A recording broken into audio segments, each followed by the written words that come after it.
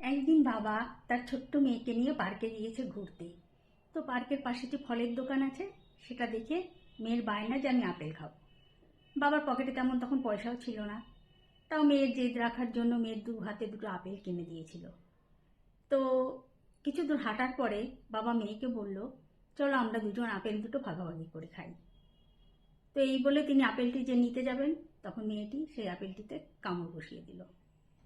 তো কিছু না ভেবেই বাবা তার আপেল আর একটা হাত থেকে যেটা ছিল সেই আর এক হাত থেকে সে আর একটা আপেল নিতে গেল। তো সেইটিতেও মেয়ে কি করলো, কামড় বসিয়ে দিল, দিয়ে কিছুটা অংশ মুখের মধ্যে উঠিয়ে নিল। তো বাবা তো খুব চিন্তায় পড়ে গেলেন যে আমি কিভাবে মেয়েকে মানুষ করলাম, মেয়েকে কি আমি ঠিক শিক্ষা দিতে পারিনি, এত স্বার্থপর হয়ে গেল কি করে আমার মেয়েটা। এই ভেবে ভেবে তিনি রাস্তায় হাঁটছেন। তার একটু বাদে মেয়েটি হঠাৎ করে একটা আপেল বাবার মুখের সামনে ধরে বলল, বাবা তুমি এই আপেলটা খাও, এই আপেলটা বেশি টেস্টি। তো বাবা তো মনে হয় আকাশ থেকে ভেঙে পড়লো যে আমি এতক্ষণ কি ভাবছিলাম মেয়ের সম্বন্ধে, আমার এত তাড়াতাড়ি এরকম সিদ্ধান্ত নেওয়া উচিত হয়নি।